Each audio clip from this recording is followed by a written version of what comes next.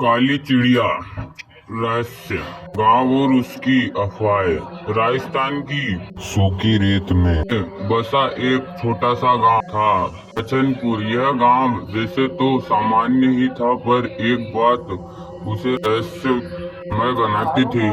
काली चिड़िया की दहशत। कहते थे कि हर अमावस्या की रात गांव के पास वाले पुराने पीपल के पेड़ पर एक काली चिड़िया बैठती है। वह चुपचाप रात भर टहलती रहती और जिस घर की छत पर उसकी परछाई पड़ती, वहां किसी की मौत हो जाती। अब वालों ने डर के मारे उस पीपल के पेड़ के पास जाना छोड़ दिया था, पर अफवाह थी कि वह कोई आम चिड़िया नहीं बल्कि किसी पुराने अभिश्राप का रूप थी। एक दिन गांव में एक नवयुवक आया, विराज, जो एक पक्षी विशेषज्ञ था और रहस्यमय पक्षियों पर शोध कर रहा था। वह अफवाहों को सिर्फ अंधविश्वास मानता था और चाहता था कि काली चिड़िया की असलियत पता चल सके। विराज ने गांव में एक बूढ़े से मुलाकात की, बाबा सोमनाथ, जो खुद कभी उस पीपल के पेड़ के पास रहते थे। बाबा ने कहा, बेटा, यह सिर्फ चिड़िया नहीं, श्रापित आत्मा है। इसने मेरा बेटा छीन लिया था। मत जाओ उस पेड़ के पास।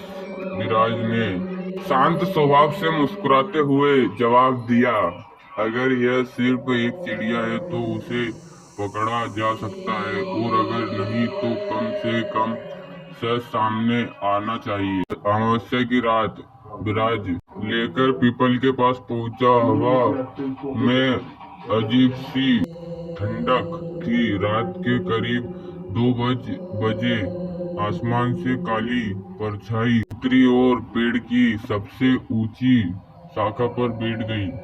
विराज ने देखा, वह सच में चिड़िया ही थी, पर कोई आम चिड़िया नहीं। उसके पंखों पर काले थे जो चमकते थे और उसकी आंखें लाल थी। उसी समय कैमरे में एक साया भी कैद हुआ, एक महिला की परछाई जो चिड़िया के पीछे खड़ी लग रही थी, पर वहां कोई नहीं था। अगली सुबह गांव में खबर फैली, रामू काका की मौत हो गई थी और उसकी छत पर रात को चिड़िया की परछाई देखी गई थी। विराज ने अगले कुछ दिन पुराने अभिलेख खंगाले। उसे पता चला कि 2 साल पहले गांव में एक स्त्री रहती थी, चंपा, जो पक्षियों से बात कर सकती थी।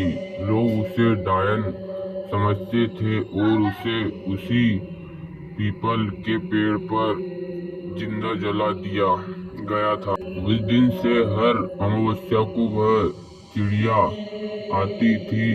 कहते हैं वह चंपा की आत्मा है जिसने बदला लेने की कसम खाई थी। सच्चाई का सामना। विराज को यकीन नहीं था कि आत्मा जैसी कोई चीज होती है। उसने चिड़िया को पकड़ने की योजना बनाई। उसने पेड़ के पास जाल बिछाया और रिकॉर्डिंग के लिए डिवाइस सेट किया। अमावस्या की रात फिर आई। चिड़िया आई और जैसे ही वह जाल में फंसी, जमीन कांपने लगी। भयानक चिड़िया तड़पने लगी और साथ ही विराज की आंखों के सामने वही महिला दिखाई दी। लंबे काले बाल, जलता हुआ शरीर और क्रोध से भरी आंखें। तुमने उसे कैद किया, अब तुम भी मुक्त नहीं रहोगे। उस रात विराज गायब हो गया।